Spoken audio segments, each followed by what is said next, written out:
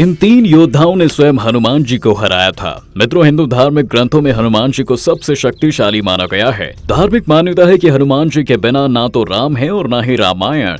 राम रावण युद्ध में हनुमान जी ही एकमात्र योद्धा थे जिन्हें कोई भी किसी प्रकार की क्षति नहीं पहुंचा सका था। यूं तो हनुमान जी के पराक्रम, सेवा, दया और दूसरों का दम्भ तोड़ने की अनेक गाथाएं हैं, लेकिन हनुमान जी को भी तीन योद्धाओं के आगे हार माननी पड़ी थी। सुनने में ये थोड़ा अजीब लगता है, लेकिन पुराणों के अनुसार यह सही माना गया है। मच्छिंद्रनाथ नाम। मित्रों, पुराणों में वर्णित कथा के अनुसार मच्छिंद्रनाथ नाम के एक महान तपस्वी हुआ करते थे।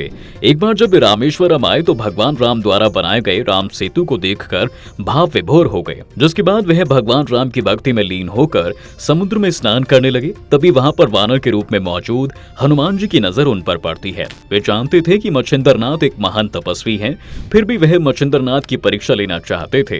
फिर हनुमान जी ने अपनी लीला प्रारंभ कर दी, जिससे चारों ओर बारिश होने लगी। ऐसे में बारिश से बचने के लिए वानर रूपी धारी हनुमान एक पर्वत पर आक्रमण कर गुफा बनाने का झूठा नाटक करने लगे। इसके पीछे उनका मकसद मच्छिंद्रनाथ का ध्यान तोड़ना और उस पर नजर रखना था। कुछ देर बाद उनकी नजर उस बंदर पर पड़ती है और उन्होंने कहा कि हे बंदर, आप ऐसी बकवासें क्यों कर रहे हैं? प्यास लगने पर कुआं नहीं खोदा जाता। इससे पहले आपको रहने के लिए एक सुरक्षित जगह ढूंढ लेनी चाहिए थी। यह सुनकर वानर रूपी हनुमान ने मच्छिंद्रनाथ से पूछा कि आप कौन हैं? जिस पर मच्छिंद्रनाथ ने अपने बारे में बताया कि मैं एक सिद्ध योगी हूँ और मेरे पास मंत्र शक्ति है। यह सुनकर वानर रूपी हनुमान ने कहा कि श्री राम और महाबली हनुमान से श्रेष्ठ योद्धा इस संसार में कोई नहीं है, परंतु कुछ समय तक उसकी सेवा करने से उसने प्रसन्न होकर अपनी शक्ति का कुछ भाग मुझे भी दे दिया है। यदि तुम में इतनी शक्ति है और तुम सिद्ध योगी हो तो मुझे युद्ध में परास्त करके दिखाओ, तभी मैं तुम्हारी तपस्या को सार्थक मानूंगा। यह सुनकर मित्रों, मच्छिंद्रनाथ और हनुमान रूपी वानर के बीच युद्ध शुरू हो जाता है, जिसके बाद हनुमान जी की सारी शक्तियां समाप्त हो गयी। हनुमान जी की हालत देख उनके पिता वायुदेव वहां पहुंचे और मच्छिंद्रनाथ से हनुमान को माफ करने का अनुरोध किया। कहा जाता है कि इस युद्ध के अंत में हनुमान जी की हार ही हुई थी। मेघनाद। मित्रों, हनुमान जी माता सीता की खोज में लंका पहुंचे थे। उन्होंने देवी सीता की बहुत खोज की, परंतु सफलता नहीं मिली तो वह निराश हो गए। तभी भीष्म ने उन्हें माता सीता के बारे में बताया। तभी पवन पुत्र अशोक वाटिका पहुंचे। उन्होंने देवी को भगवान श्री राम का संदेश सुनाया और उसके बाद हनुमान जी को भूख लगी तो वे अशोक वाटिका के फल तोड़कर खाने लगे। इतने बड़े वानर को देख पहरेदारों ने इसकी सूचना रावण को दे दी और रावण ने अपने पुत्र अक्षय को बजरंगबली को पकड़ने के लिए भेजा, लेकिन हनुमान ने उसे मार डाला। तभी मेघनाद हनुमान जी को पकड़ने आया। उन्होंने ब्रह्मास्त्र का प्रयोग किया। वरदान के कारण राम भक्त को तो कुछ नहीं हो सका, लेकिन ब्रह्मा का अस्त्र होने के कारण हनुमान जी स्वयं उसके बंधन में बंध गए थे। लव कुश। मित्रों, बात उस समय की है जब भगवान श्री राम ने चक्रवर्ती सम्राट बनने के लिए अश्वमेध यज्ञ किया था। उसके बाद उन्होंने अश्वमेध यज्ञ के घोड़े को जंगल में जाने के लिए छोड़ दिया और उस पर एक चुनौतीपूर्ण पत्र लिखा कि जो कोई भी इस घोड़े को पकड़ेगा उसे श्री राम का विशाल सेना का सामना करना पड़ेगा। जब यह घोड़ा जंगल में पहुंचा तो लव कुश ने इसे देखा और इसके माथे पर लिखी चुनौती भी पढ़ ली।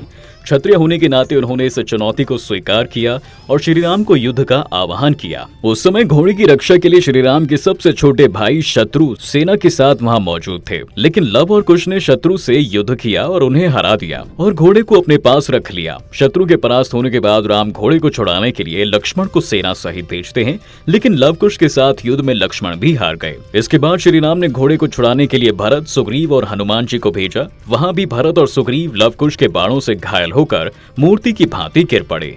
उस समय कोई नहीं जानता था कि लव कुश श्री राम की ही पुत्र हैं। और जब हनुमान जी ने लव और कुश का पराक्रम देखा तो हनुमान जी के मन में शंका उत्पन्न हुई कि आखिर ये दोनों छोटी बातें करने वाले इतने शक्तिशाली हैं तो ये किसके पुत्र हो सकते हैं।